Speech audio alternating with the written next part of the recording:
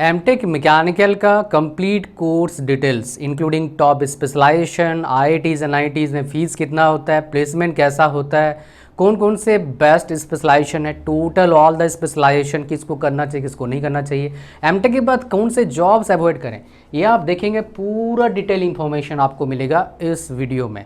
ये वीडियो में कोई एडिटिंग नहीं होगा, बिल्कुल रॉ आपको मिलेगा, तो देखते रहो। सबसे पहले बात करते हैं बेसिक इन्फो। एमटेक भाई 2 साल का कोर्स होता है, गेट से भी ले सकते हो, नॉन गेट से भी ले सकते हो, कोई प्रॉब्लम नहीं है। एडमिशन इजीली मिलता है एमटेक में। आफ्टर बीटेक भी ले सकते हो और आफ्टर एमएससी भी ले सकते हो।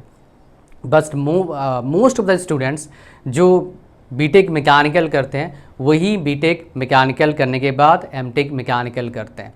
तो अगर हम देखेंगे अच्छे प्लेसमेंट आम तौर पर टॉप आईआईटीज़ और टॉप एनआईटीज़ में होता है, जो आपको मैं दिखाऊंगा। तो अब बात करते हैं सर सैलरी कितना मिलता है और प्लेसमेंट टॉप आईआईटी में और टॉप एनआईटीज़ में कैसा जाता है, ये हमें दिखाओ। तो आ जाओ, एक एक आईआईटी और एक एक एनआईटी का आपको दिखाता हूँ। ये जो आपको प्लेसमेंट दिखा रहा हूँ मैं, ये आईआईटी बॉम्बे का दिखा रहा हूँ। सारे आईआईटीज़ अपना प्लेसमेंट स्टैटिस्टिक्स दिखाते नहीं है, जो दिखा दें पब्लिक में अवेलेबल है वही आपके साथ शेयर कर रहा हूँ।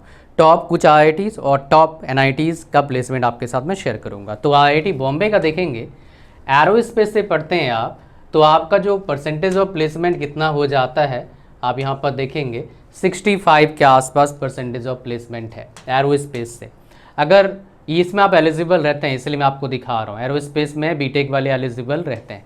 बायोमेडिकल में कितना होता है आपका 92.31% आपका परसेंटेज ऑफ प्लेसमेंट है। इसमें भी मैकेनिकल वाले एलिजिबल रहते हैं। इसके अलावा मैकेनिकल वाले एलिजिबल रहते हैं कहाँ पर, जितने भी ये कुछ जगह पर अर्थ साइंस वाले एलिजिबल रहते हैं, यहाँ परसेंटेज ऑफ प्लेसमेंट कुछ हुआ नहीं है।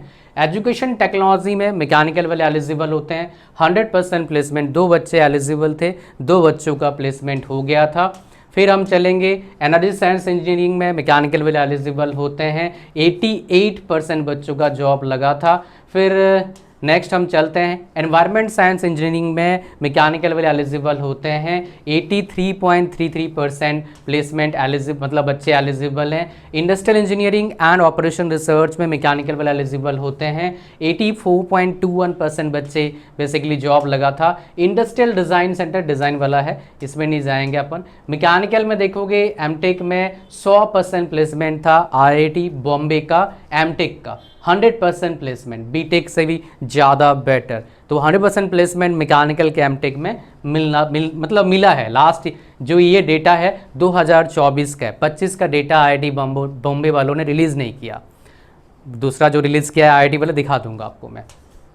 फिर हमारे पास और कोई कंट्रोल कुछ जगह पर इसका है, लेकिन ये चलो लेके नहीं चलते। यहाँ पे लगभग आपका ये 100% प्लेसमेंट होता है। 5 पार्टिसिपेट करें, 5 का प्लेसमेंट हुआ है तो 100% होता है, लेकिन 83 कर रखा है, पता नहीं क्यों।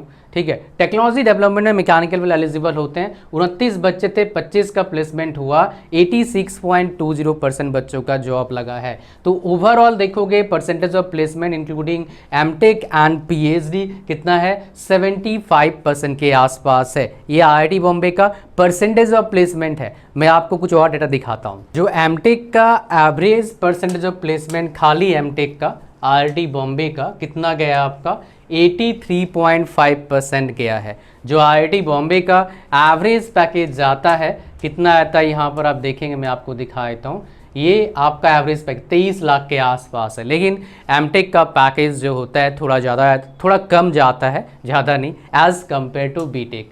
और job offers above 1 crore, 1 crore plus का पैकेज मिला है 22 बच्चों को। ये जो आपको डेटा दिखा रहा हूँ ये आईआईटी गुवाहाटी का है। इसका एमटेक का देखेंगे आप, परसेंटेज ऑफ प्लेसमेंट कितना है, 44.65% है आईआईटी गुवाहाटी का। आईआईटी गुवाहाटी का अगर हम एवरेज पैकेज की बात करेंगे एमटेक का, वो कितना गया था आपका, ये 2025 का डेटा है भाई, 14.17 LPA एवरेज पैकेज गया था। अगर मैं परसेंटेज ऑफ प्लेसमेंट की बात करूँगा, जो एमटेक का परसेंटेज ऑफ प्लेसमेंट गया था, यहाँ पर जहाँ पर बेसिकली बीटेक मैकेनिकल वाले एलिजिबल हैं वो बताऊँगा मैं। तो यहाँ पर फूड साइंस टेक्नोलॉजी में कभी कभी मैकेनिकल एलिजिबल करते हैं, यहाँ पर कोई प्लेसमेंट नहीं हुआ है। मटेरियल्स वाले में मैकेनिकल एलिजिबल है, 15% प्लेसमेंट था। पेट्रोलियम वाले भी मैकेनिकल को एलिजिबल करते हैं, कभी कभी नहीं भी करते हैं। 18% था। अर्थ साइंस में 9 बच्चे, इसमें मैकेनिकल एलिजिबल है। एनवायरनमेंट मैकेनिकल एलिजिबल है, 33% प्लेसमेंट हुआ था। फिर मैकेनिकल कहाँ एलिजिबल है, वाटर रिसोर्स में मैकेनिकल एलिजिबल रहता है कभी कभी, यहाँ पर कोई प्लेसमेंट नहीं हुआ था। और फिर मैकेनिकल एलिजिबल होता है आपका एरोडायनामिक्स में, मैकेनिकल एलिजिबल हो जाता है, 60% प्लेसमेंट हुआ था। कंप्यूटेशनल मैकेनिक्स में 40% प्लेसमेंट हुआ था। फ्लूइड्स एंड थर्मल में 44% प्लेसमेंट हुआ था। मशीन डिज़ाइन में 37-38% प्लेसमेंट। मैन्युफैक्चरिंग साइंस इंजीनियरिंग में 37% के आसपास placement. Mechanical devices and diagnostics शायद होगा मैकेनिकल वाला मे भी एलिजिबल कर दे, ये आपको डेटा दिखाऊंगा, ये देखना पड़ेगा आपको, बिकॉज मैंने इसका IIT गुवाहाटी का डेटा कट ऑफ दिखाया नहीं, मैं आपको दिखा दूंगा वो। लेकिन ये मतलब एवरेज में ये सारे ब्रांचेज एलिजिबल हैं, और यहाँ पर एवरेज पैकेज मैंने आपको बता दिया, बिकॉज यहाँ पर हर ब्रांच का एवरेज पैकेज बताया नहीं है। मैकेनिकल का खाली एवरेज पैकेज भी बताया नहीं है, एमटेक का एवरेज पैकेज बता रखा है जो मैं आपके साथ शेयर करा। ये IIT गुवाहाटी का डेटा था। आपके साथ मैं शेयर करने जा रहा हूँ अब IIT मद्रास का डेटा। तो यहाँ पर देखेंगे एमटेक में जो मैकेनिकल वाले एलिजिबल कहाँ होते हैं, एरोस्पेस में होते हैं। ये नंबर ऑफ बच्चे थे, ये प्लेसमेंट हुआ है, ये बेसिकली एमटेक वालों का प्लेसमेंट है। बिकॉज बायोमेडिकल में ये नंबर ऑफ स्टूडेंट्स, इन बच्चों का जॉब लगा है। क्लिनिकल इंजीनियरिंग में एलिजिबल होते हैं मैकेनिकल वाले, इतने बच्चे थे, इतने का जॉब लगा है। फिर आपका बायो प्रोसेस में मैकेनिकल एलिजिबल है, इसमें भी मैकेनिकल एलिजिबल है। तो यहाँ पर देख सकते हैं परसेंटेज ऑफ प्लेसमेंट कितना है, इसमें कोई मैकेनिकल एलिजिबल नहीं है। फिर आता है हमारे पास मैकेनिकल वाले एलिजिबल, जहाँ पर है स्टार्ट होता है यहाँ से। मैन्युफैक्चरिंग में मैकेनिकल एलिजिबल है, मशीन डिज़ाइन में है, काफ़ी अच्छा प्लेसमेंट हुआ है IIT मद्रास का। थर्मल में ठीक ठाक प्लेसमेंट हुआ है। मेटलॉजिकल मटेरियल्स में मैकेनिकल एलिजिबल है। ओशन में 100% प्लेसमेंट, पर बच्चे बहुत कम होते हैं। ओशन टेक्नोलॉजी मैकेनिकल एलिजिबल है। पेट्रोलियम टेक्नोलॉजी मैकेनिकल एलिजिबल है। फंक्शनल ये आपका इसमें भी मैकेनिकल एलिजिबल होता है, functional materials and nano technology में। ये बेसिकली मैकेनिकल वाले एलिजिबिलिटी क्राइटेरिया था। और देखेंगे परसेंटेज ऑफ प्लेसमेंट जो है आपका अलग अलग दे रखा है, मैकेनिकल का, ओशन इंजीनियरिंग का अलग अलग है, तो वो मैं आपको दिखा देता हूँ। तो मैकेनिकल का जो एवरेज पैकेज गया था आपका एमटेक का 22 लाख के नहीं, मैकेनिकल 22 लाख गलत पढ़ लिया मैंने, ये रहा मैकेनिकल, कहाँ गया भाई मैकेनिकल, ये 12 लाख के आसपास का एवरेज पैकेज गया है। 12 लाख के आसपास एवरेज पैकेज गया है मैकेनिकल का। ठीक है जी, तो ये हमारे पास आ गया। फिर ये बेसिकली डेटा था आपका IIT मद्रास का। ये आपके सामने जो डेटा आपके साथ शेयर कर रहा हूँ, ये टॉप NIT मतलब नंबर 1 NIT है, और टॉप 10 BTech कॉलेजेस में आता है इंडिया में। अगर इसमें ओवरऑल PG का, इसमें बेसिकली आपका MCA MBA सब इंक्लूडेड है, बिकॉज PG कोर्स वो भी है, एमटेक भी PG कोर्स है। तो इसका परसेंटेज ऑफ प्लेसमेंट कितना है, 89% है, लगभग 88.9% है आपका परसेंटेज ऑफ प्लेसमेंट। तो यहाँ पर एलिजिबल कहाँ कहाँ है मैकेनिकल वाले, जैसे NDT मैकेनिकल एलिजिबल है, कितना परसेंट प्लेसमेंट है भाई साहब, 95.7% प्लेसमेंट है। फिर इंडस्ट्रियल इंजीनियरिंग में मैकेनिकल एलिजिबल होगा, 92.3% प्लेसमेंट है। फिर आपका ये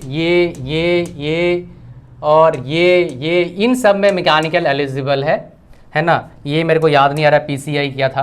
तो यहाँ पर देखोगे इस जगह पर 100% प्लेसमेंट भी है और 92.9% भी प्लेसमेंट है। अभी रुक जाओ, बताऊंगा टॉप स्पेशलाइजेशन कौन सा है, I will tell you, don't worry. तो ये आपका परसेंटेज ऑफ प्लेसमेंट हो गया। और इसमें और कहीं एलिजिबल है क्या, एनवायरनमेंट में मैकेनिकल एलिजिबल है, तो यहाँ पर 84.2% प्लेसमेंट है। और एवरेज पैकेज बेसिकली NIT तिरछी का उनके ऑफिशियल वेबसाइट पर अवेलेबल नहीं है, इसलिए दिखा नहीं पाऊंगा, लेकिन कुछ और जगह पर अवेलेबल है, वो दिखाता हूँ मैं आपको। आपके सामने जो NIT का डेटा दिखा रहा हूँ, ये NIT राउरकेला है। इसमें देखेंगे आप एमटेक का एवरेज पैकेज कितना है, 13.5 लाख के आसपास है एवरेज पैकेज का। ठीक है जी। और इसमें चलेंगे अपन, एमटेक का जो हाईएस्ट पैकेज गया है, कितना गया है आपका, ये एमटेक का हाईएस्ट पैकेज देखेंगे 62.44 लाख गया है हाईएस्ट पैकेज। अगर एमटेक का देखेंगे परसेंटेज ऑफ प्लेसमेंट, मैकेनिकल का देखेंगे आपका 37 बच्चों का बेसिकली यहाँ पर, ये मेरे हिसाब से स्टूडेंट्स जॉब ऑफर 37 बच्चे थे मैकेनिकल में, टोटल जॉब ऑफर्स 40 बच्चों को, मतलब 40 मिला है। अब उसमें 100% प्लेसमेंट है, कम प्लेसमेंट है, बता नहीं सकते, बिकॉज क्या होता है कुछ बच्चों को मल्टीपल ऑफर्स मिलते हैं, तो इसको हम जज नहीं कर सकते। बट यहाँ पर 37 बच्चे थे मैकेनिकल में और 40 जॉब ऑफर्स मिला है। परसेंटेज प्लेसमेंट मैं बता नहीं सकता, बट एवरेज पैकेज जो डेटा यहाँ पर अवेलेबल है मैंने आपके साथ शेयर कर दिया। और एक एनआईटी का डेटा आपको दिखाता हूँ। चलो, ये जो आप डेटा देख रहे हैं ये है एनआईटी कैलीकट का data, one of the top NITs in India. Because top ही दिखाऊंगा, सारा एनआईटीज दिखाने बैठ जाऊंगा 3 घंटा हो जाएगा। 31 गो एनआईटी है भाई, ठीक है। तो यहाँ IITs 24-25 गो है, ट्रिपल IITs है 24-25 गो। तो यहाँ पर देखोगे आप एमटेक का जो एमटेक भी है, इसमें MCA भी है, MBA भी है, MSc भी है। तो MSc का परसेंटेज ऑफ प्लेसमेंट डाउन जाता है as compare to MTech, MCA, MBA, ठीक है। तो फिर भी देखोगे यहाँ पर परसेंटेज ऑफ प्लेसमेंट कितना है, 61.52% प्लेसमेंट है। मिनिमम सैलरी कितना है, 4.2 लाख है। मैक्सिमम कितना है आपका, 56.59 है। एंड एवरेज कितना है, 11.29 है। मीडियन कितना है, 9 लाख है। इसका परसेंटेज ऑफ प्लेसमेंट आपको दिखा, मतलब इसका जो प्लेसमेंट डेटा मैंने आपको दिखाया। मैं आपको ब्रांच वाइज दिखाऊंगा इसका, एनआईटी कैलीकट का percentage of placement, average package. कुछ ही कॉलेजेज ऐसी चीज़ें बेसिकली शेयर करते हैं हमारे साथ, जो मैं आपके साथ शेयर कर रहा हूँ। मतलब कितना % बच्चों का जॉब लगा, कौन से ब्रांच का जॉब लगा है, ये सब कुछ स्पेशलाइजेशन के साथ, खाली ब्रांच नहीं। तो यहाँ पर देखिए एनवायरमेंट जियोटेक है, कोई प्लेसमेंट नहीं हुआ है इसका। ऑफशोर स्ट्रक्चर, ये तो बेसिकली आपका सिविल का है, इसमें नहीं चलेंगे। अपन मैकेनिकल का देखेंगे। तो मैकेनिकल में हमारे पास क्या आता है, चलते हैं थोड़े से नीचे चलते हैं। यहाँ से स्टार्ट होता है मैकेनिकल, कोई प्लेसमेंट नहीं हुआ है। एनर्जी इंजीनियरिंग एंड मैनेजमेंट में, इंडस्ट्रियल इंजीनियरिंग मैनेजमेंट में कितने बच्चों का जॉब लगा है, ये आपका 64.70% का जॉब लगा है। मिनिमम 5.5 है, मैक्सिमम कितना है, 16.5 है आपका। एवरेज कितना है, 10 लाख। मीडियन कितना है, 9 लाख है। मशीन डिज़ाइन में 64% बच्चों का 64.70, 4 लाख 15 लाख के आसपास है आपका, 9 लाख के आसपास, 10 लाख हो गया आपका। मटेरियल साइंस में 60% बच्चों का जॉब लगा है ना। 9 lakh minimum package, highest 11, average 11, median 12। Manufacturing technology में 77.77, ये 11-12 के बीच में। थर्मल साइंस में 60% का 57.14%, ये आपके पास आ गया। मटेरियल साइंस में 50%, ये एवरेज पैकेज है। ये बेसिकली एनआईटी कैलीकट का प्लेसमेंट स्टैट्स मैंने आपके साथ शेयर किया। ये जो डेटा आपके साथ मैं शेयर कर रहा हूँ ये एनआईटी सूरतकल का है। तो यहाँ पर देखेंगे जहाँ पर मैकेनिकल वाले एलिजिबल हैं, एनवायरनमेंट में 26 बच्चे थे, 19 बच्चों का जॉब लगा, 73% placement, 8 lakh highest package, 6.3 average package, median package 6 lakh हो गया आपका। इसमें कोई भी इन जनरल एलिजिबल रहता नहीं है बाकी में। अब चलते हैं कहाँ पर, जहाँ पर मैकेनिकल एलिजिबल होता है। थर्मल इंजीनियरिंग में 61% प्लेसमेंट है, हाईएस्ट पैकेज 17 है, एवरेज 9 है, मीडियन 10 है। मैन्युफैक्चरिंग में 66.61% प्लेसमेंट हुआ है, हाईएस्ट 20 है, 11.94 एवरेज है, 11.5 मीडियन है। मैन्युफैक्चरिंग हो गया। मैकेट्रॉनिक्स में 82.61% प्लेसमेंट हुआ है, 20 लाख हाईएस्ट है, एवरेज 10.5 लाख और 10 लाख मीडियन है। मैकेनिकल डिज़ाइन में 100% प्लेसमेंट, 100% प्लेसमेंट हुआ है, 25 लाख हाईएस्ट पैकेज गया है, एवरेज 10.34 है एंड मीडियन 8 लाख है। प्रोसेस में कोई प्लेसमेंट नहीं हुआ है। मटेरियल्स इंजीनियरिंग में 50% प्लेसमेंट हुआ है, डेटा देख सकते हैं बाकी का। नैनो टेक्नोलॉजी में 60% प्लेसमेंट, मैक्सिमम प्लेस जो हाईएस्ट पैकेज 25 लाख का गया है। तो बेसिकली एमटेक ओवरऑल आप देखेंगे परसेंटेज ऑफ प्लेसमेंट 72.73% है एनआईटी सूरतकल का। ये जो आपके साथ मैं डेटा शेयर करने वाला हूँ ये है एनआईटी वरंगल का। तो यहाँ पर चलते हैं, मैकेनिकल का जो है, एडिटिव है, ऑटोमोबाइल है, ये सारे ब्रांचेज यहाँ पर हैं, थर्मल है, यहाँ तक ये सारे ब्रांचेज हैं मैकेनिकल के। तो यहाँ पर देखोगे 60%, लगभग 90%, 91%, 78%, 95%, 89%, 70% परसेंटेज ऑफ प्लेसमेंट आपको दिखा दिया मैंने। अब यहाँ पर देखोगे हाईएस्ट पैकेज 25 लाख किसमें गया है, material systems and engineering design, नाम थोड़ा सा अलग है। इसका 9 लाख एवरेज पैकेज है, यहाँ पर इसी का ही मैक्सिमम है। 9 लाख आपका ये है मिनिमम पैकेज। ये रहा आपका मीडियन पैकेज 11.63, एवरेज पैकेज कितना है, 13 लाख के आसपास है। किसका, आपका डिज़ाइन सिस्टम इंजीनियरिंग डिज़ाइन का। मशीन डिज़ाइन में 12 लाख के आसपास है और CIM है, कंप्यूटर इंटीग्रेटेड मैन्युफैक्चरिंग में कितना है आपका है 12 लाख 13 लाख के आसपास है। एडिटिव मैन्युफैक्चरिंग में कितना है 13 लाख के आसपास है। सबसे ज़्यादा बच्चे कहाँ पर होते हैं, मशीन डिज़ाइन में आपका बच्चे 24 थे, मैन्युफैक्चरिंग में 22, थर्मल में 24, ऑटोमोबाइल में 22। ऑटोमोबाइल में कितना गया है 90% के आसपास प्लेसमेंट गया है। इस कॉलेज का ये मैकेनिकल एमटेक का प्लेसमेंट डेटा है और काफ़ी शानदार डेटा है, राइट। ये आपको मैंने अब तक डेटा दिखाया IITs का और NITs का डेटा मैकेनिकल में एमटेक करने के बाद कितने का जॉब लगता है। वेल देखिए, ऐसे वीडियोस बनाने में काफ़ी एफर्ट लगता है, काफ़ी मेहनत लगता है, तो वीडियो को लाइक कर दीजिए और चैनल पर नए हो सब्सक्राइब करिए। अभी तो शुरू किया है, ये वीडियो को बनाने के लिए मैंने कम से कम 4-5 दिन दिया है। मैं खुद मैकेनिकल इंजीनियर हूँ, BTech भी किया, MTech भी किया, डिफरेंट एग्जाम्स क्वालिफाई करा, हज़ारों लाखों बच्चों को पढ़ाया, उसके बाद ये वीडियो बनाया, फिर भी 4 दिन लगा मेरे को। डेटा देखोगे मज़ा आएगा ना, आ जाओ।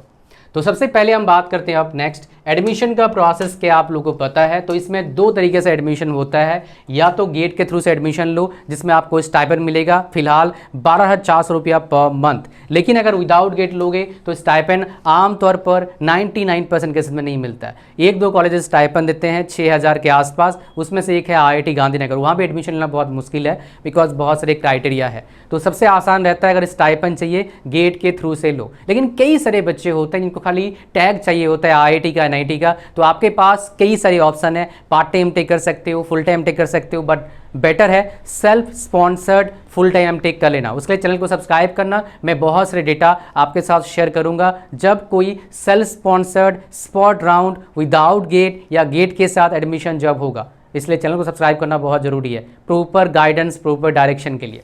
तो यहाँ पर एडमिशन प्रोसेस आपको समझ में आ गया। अब चलते हैं सर NITs का और IITs का गेट का कटअप कितना है, तो ये बता दीजिए, बता देता हूँ मैं, ठीक है। आ जाओ, NITs और IITs का गेट का कटअप को बताऊँ। सबसे पहले हम चलेंगे MTech NITs का मैं आपको दिखा देता हूँ NIT के कटअप। सारे NITs नहीं, टॉप 5-6 NIT से कटअप दिखाऊंगा। तो यहाँ पर देखोगे ब्रांच वाइज कटअप है। ये NIT तिरची का है, ये ओपनिंग रैंक है, ये ओपन का है, ये OBC का है, ये EWS का है, ये SC का है, ये ST का है। ऐसे कटअप आपको खाली मैकेनिकल का किसी भी वीडियो में नहीं मिलेगा। और इसी डेटा को बनाने के लिए मेरे भाई तेल निकल गया, आपको बताऊँ, काफ़ी एफर्ट डालना पड़ा। तो यहाँ पर NIT तिरची का देखेंगे, ये सारे ब्रांचेज एलिजिबल है यहाँ पर, और ये कटअप है। बस स्क्रीनशॉट या फिर देख लेना, बिकॉज सारे बताऊंगा, दिक्कत बहुत टाइम लग जाएगा। तो ये जो आपका है NIT सूरतकल का डेटा है। तो आप देखेंगे यहाँ पर branch wise opening, OBC, EWS, SC, ST rank कितना, मतलब कितना कट ऑफ गया है। ये NIT वरंगल का डेटा है जो आपके साथ मैंने शेयर किया हुआ है। ये NIT कैलीकट का डेटा है, ये आपका NIT कैलीकट का है। और ये है NIT आपका राउरकेला का डेटा जो मैंने आपके साथ शेयर करा, ठीक है। तो ये जो NA है, मतलब क्या इसका कटअप कुछ आया नहीं, बिकॉज बच्चे नहीं होंगे मोस्ट प्रोबेबली, बिकॉज SCMT में ये तो होता नहीं, क्या बोलते हैं उसका इंटरव्यू तो होता नहीं। अब चलते हैं हमारे पास जो IIT का मेरे पास कटअप है, मैं आपको दिखा देता हूँ। NIT कटअप था और एक IIT कटअप का डेटा बनाया था भाई मैंने, वो कहाँ गया, उसमें तो बहुत टाइम और लगा था। ये IIT कटअप है 2025 का डेटा दिखा रहा हूँ भाई, फ्रेश डेटा है।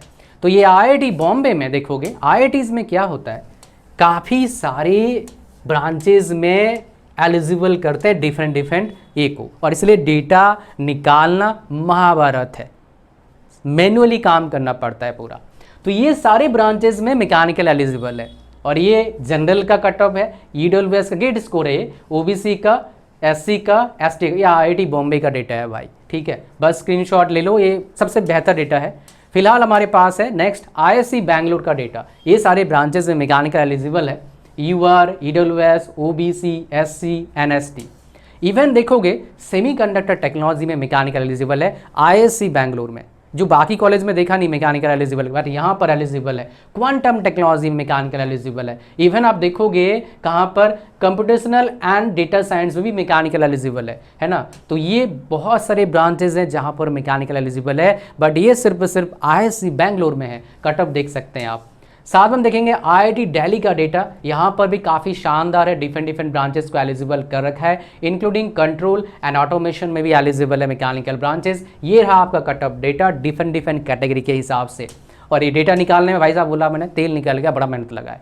आईआईटी खड़गपुर का डेटा देखोगे ये सारे ब्रांचेस में एलिजिबल हैं मैकेनिकल, और ये जनरल का, ईडब्ल्यूएस का, ओबीसी का, एससी का, एसटी का डेटा आपके पास है। फिर आता है हमारे पास आईआईटी मद्रास में 2 है, विद स्टाइपेंड, विदाउट स्टाइपेंड। एसटीटीए मतलब क्या होता है, विद स्टाइपेंड। यहाँ पर ये सारे ब्रांचेस एलिजिबल है और एक कैटेगरी वाइज आपका डेटा है, बस स्क्रीनशॉट ले लेना। उसके बाद नॉन एज मतलब यहाँ पर स्टाइपेंड नहीं मिलेगा, बिना स्टाइपेंड आप देखोगे ये डेटा आपके पास है डिफरेंट ब्रांचेस का। तो ये बेसिकली डेटा था जो था एनआईटी और आईआईटीज़ का कटअप कितना रहता है, और इसी डेटा को निकालने के लिए, बनाने के लिए मुझे बहुत टाइम लगा है। अब बात करते हैं क्या हम आईआईटीज़ में एडमिशन ले सकते हैं विदाउट गेट। वेल देखिए बहुत कम आईआईटीज़ हैं जो विदाउट गेट एमटेक में एडमिशन देते हैं, सेल्फ स्पॉन्सर कैटेगरी में, या फिर पैसे देते हैं, मतलब स्टाइपेंड देते हैं। वो आईआईटी गांधीनगर है, बाकी मेरे को मिला नहीं। बाकी जगह एलिजिबल तब है जब भाई साहब आप आईआईटी से पढ़े हो बीटेक, 80% के आसपास ज़्यादा मार्क्स है तो एडमिशन दे देते हैं। अदरवाइज पार्ट टाइम एमटेक कहीं कहीं अवेलेबल है। Industry sponsored basically MTech IITs में ऑफर किया जाता है। रेगुलर डिग्री करना, नहीं तो भाई फंस जाओगे। डिस्टेंस ऑनलाइन डिग्री मत करना if you are interested my dear in government jobs, नहीं तो वहाँ पर लिखा रहता है रेगुलर डिग्री, भाई गए काम से, पैसा भी चला गया इतना ज़्यादा, डिग्री भी आ गया, लेकिन सरकारी जॉब में अप्लाई नहीं कर सकते हैं। So that problem you may face. Okay, private job में एलिजिबल है, कोई दिक्कत वाली बात नहीं है।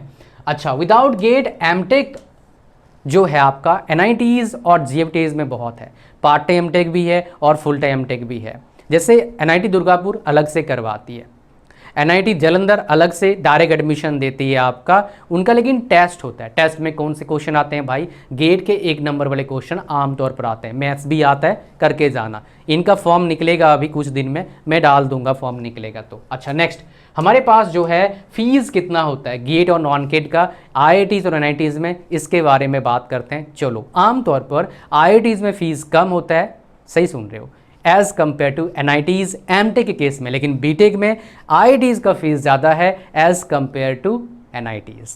ये थोड़ा सा उल्टा कहानी है, आ जाओ दिखाता हूँ आपको एनआईटीज़ का फीस एंड आईआईटीज़ का फीस। ये जो एमटेक का फीस स्ट्रक्चर आपके साथ मैं शेयर कर रहा हूँ, ये आईआईटी का फीस है। हर आईआईटी में थोड़ा ऊपर नीचे होता है, बट कुल मिला के लगभग सेम होता है।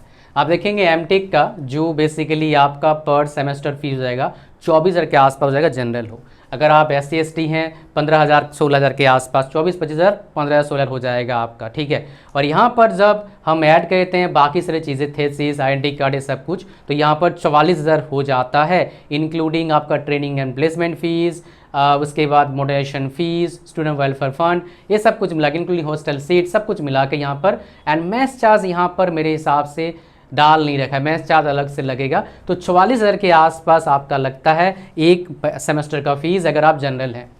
अगर आप SC ST हैं 34-35,000 लगेगा आपका। एमटेक स्पॉन्सर्ड हो तो ये 62,000 के आसपास लगेगा। ये जो फीस स्ट्रक्चर आपके साथ मैं शेयर कर रहा हूँ ये आईआईटी रोपड़ का है, ये पर सेमेस्टर है। तो एमटेक कोई करता है आईआईटी से तो लगभग उसका 2 लाख के नीचे में एमटेक कंप्लीट होता है, और आपको पैसे मिलता है कितना, लगभग 3 लाख के आसपास पैसे स्टाइपेंड मिलता है if you will get into IIT through GATE. आप चलते हैं एनआईटी का फीस स्ट्रक्चर आपके साथ मैं शेयर करता हूं किसी एक एनआईटी का। सो यहाँ पर जो आपके साथ मैं शेयर करने जा रहा हूँ ये एनआईटी वरेंगल का फीस स्ट्रक्चर है। तो यहाँ पर देखेंगे जो आपका वैलिड गेट स्कोर के साथ और एक सेल्फ स्पॉन्सर कैटेगरी, ठीक है जी। ये एनआईटी वरेंगल वालों ने लास्ट एडमिशन दिया था बिना गेट वालों को भी, लास्ट में स्पॉट राउंड कराया था बेसिकली CCFT एग्जाम के बाद। कैसे पता लगता है, चैनल को फॉलो करो, पता लगेगा। इस आपकी बार मैं और ज़्यादा डेटा आपको दूंगा जो बेसिकली सेंसिटिव, टाइम सेंसिटिव होता है। ट्यूशन फीस आपका लगता है 35,000, SC ST वालों की ट्यूशन फीस लगता नहीं। तो स्टार्टिंग का सेमेस्टर कितना लग जाएगा 77,500, और ये आपका कितना हो जाएगा आपका 42,500 आपका पहला सेमेस्टर में पे करना पड़ेगा। आफ्टर देन आपका ये 35,000 के आसपास बनेगा पर सेमेस्टर, और यहाँ पर बनेगा कुछ भी नहीं, थोड़ा बहुत देना पड़ेगा आपको ये। लेकिन आपका क्या होता है, इसमें मेरे हिसाब से वो चीज़ इंक्लूड नहीं है, मैथ्स चार्जेस इंक्लूड नहीं है मेरे हिसाब से, मैथ्स चार्ज अलग से लेंगे, that to be seen. But यहाँ पर देखो एक बात है, 35,000 फीस है, ये बाकी चीज़ें लगभग सेम है, बस फीस में डिफरेंस होता है सेल्फ स्पॉन्सर्ड में।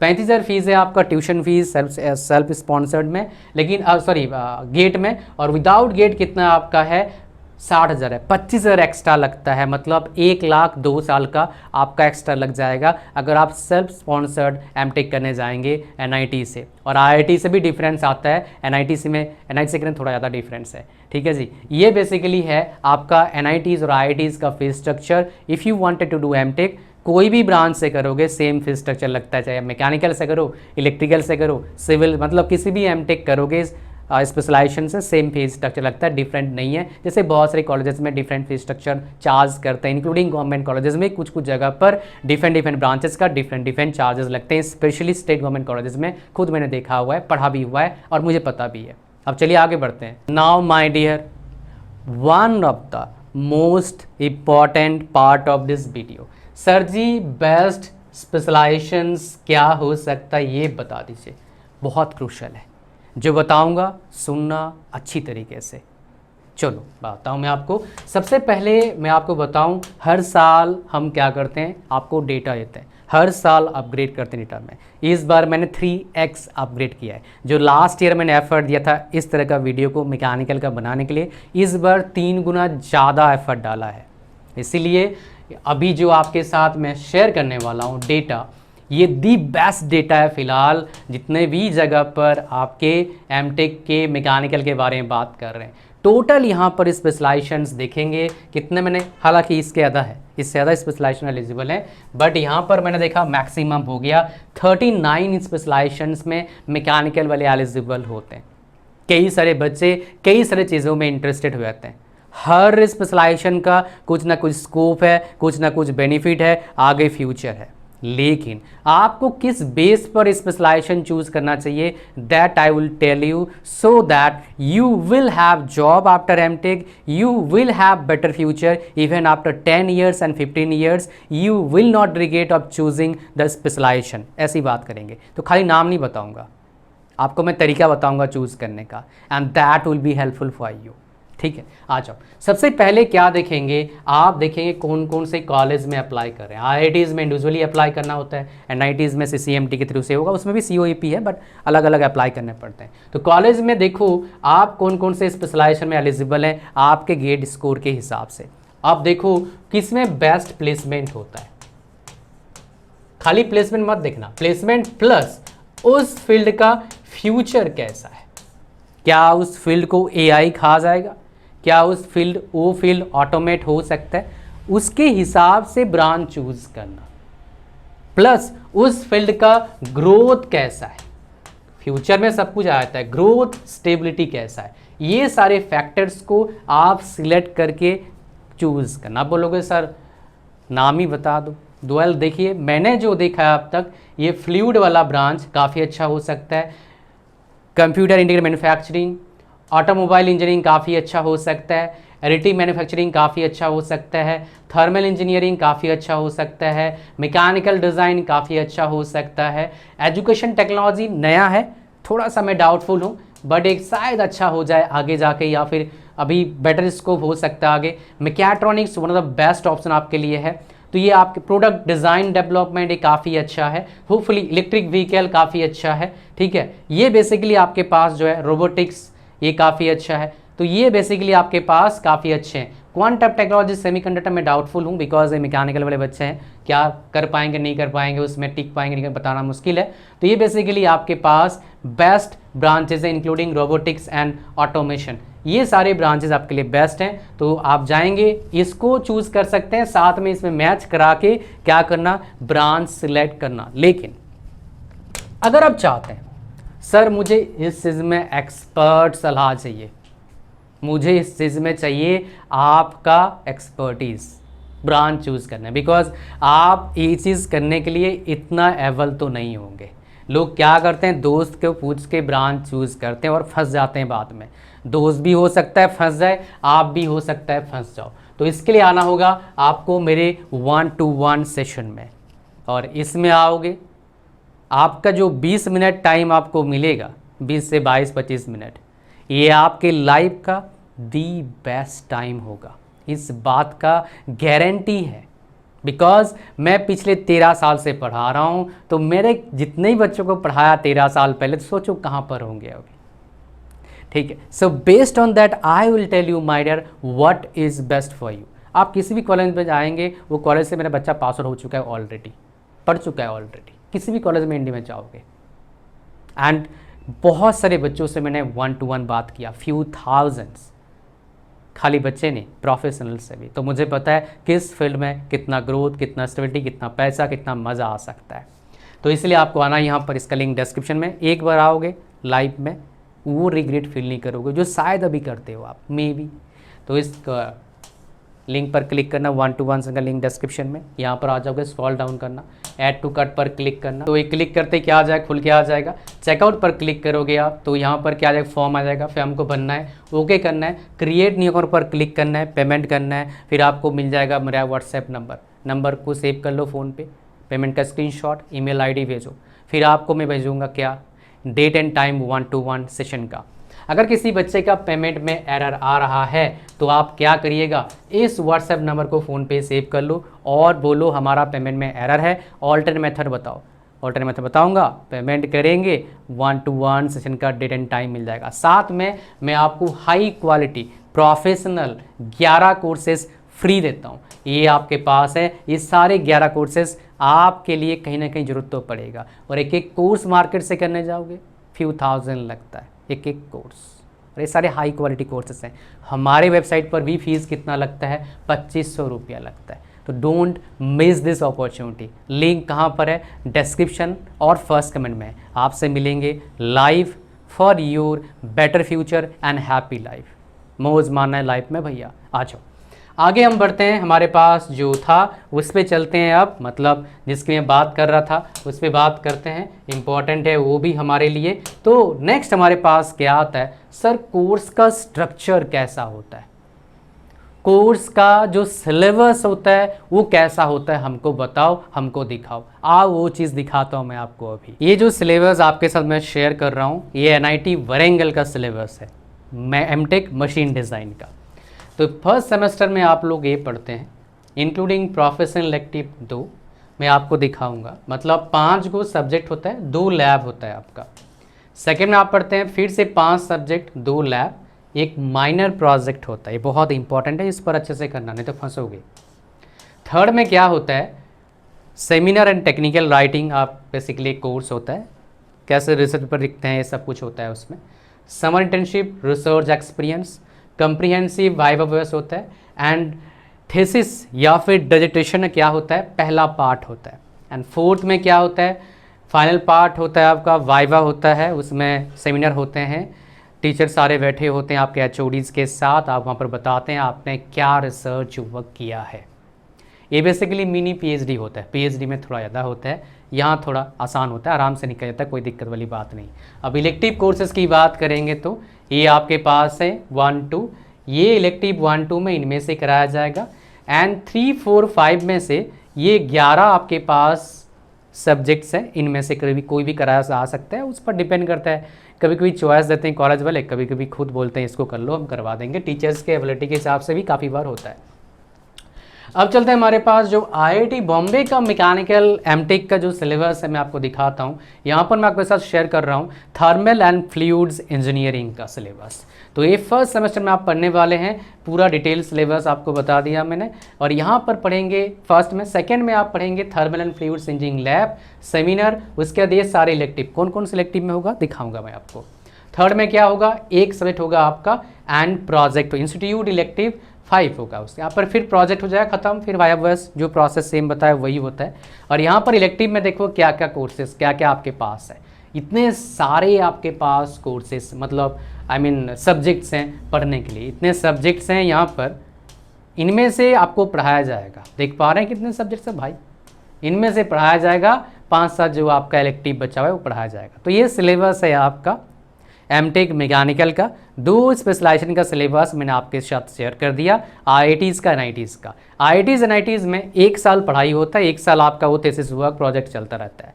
लेकिन कॉलेजेस जो होते हैं, नॉर्मल कॉलेजेस जो होते हैं आपका, उनमें 3 सेमेस्टर पढ़ाई होता है, 1.5 साल, 6 महीना आपका हर जगह पर एमटेक का इतना अब तक मेरे को पता है, चाहे प्राइवेट कॉलेज हो, सरकारी कॉलेज हो, यूनिवर्सिटी हो, डी सब जगह पर क्या होता है आपका एक लास्ट सेमेस्टर तो फ्री होगा, कहीं कहीं 1 साल पढ़ाई होता है, कहीं कहीं 1.5 साल पढ़ाई होता है आपका थियोरेटिकल प्लस लेबोरेटरी मिला के।